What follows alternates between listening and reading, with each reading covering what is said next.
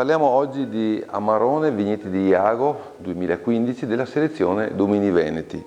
Iago per Cantina di Negrar rappresenta la selezione di qualità, è uno dei più importanti cru del nostro territorio, è posizionato a un'altitudine di 200-250 metri in terreni di origine argillosa con alcuni tratti calcarei. L'esposizione dei vigneti è a sud-est, una delle migliori per acquisire per circa 18 ore al giorno il sole.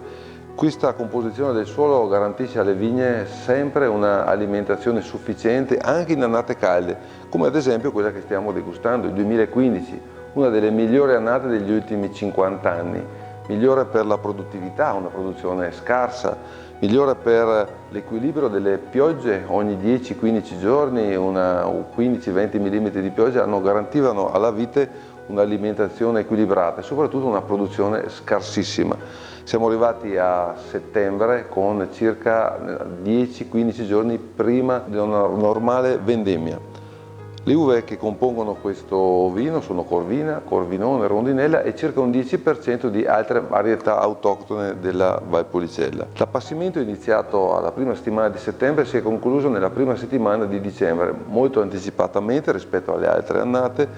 Una fermentazione che è partita già nella prima settimana di dicembre si è completata al termine di gennaio, dopodiché ha fatto 2 anni di cui il 50% di questo vino è stato affinato in botti di Rovere di Slavonia ed altre in barrique di Allier francesi. Ne è uscito un vino, a mio parere, di grande personalità, una personalità spiccata, già alla vista questo vino di grande concentrazione, grande densità, un bel rosso molto cupo, quasi impenetrabile, si percepisce subito l'importanza di questo vino.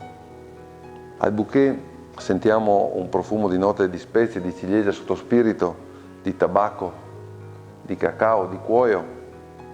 Al palato questa entrata molto potente, un tannino morbido, setoso, unito a un corpo che dà una lunghezza al gusto incredibile. Un vino che si abbina perfettamente ai brasati, alle carni, agli arrosti.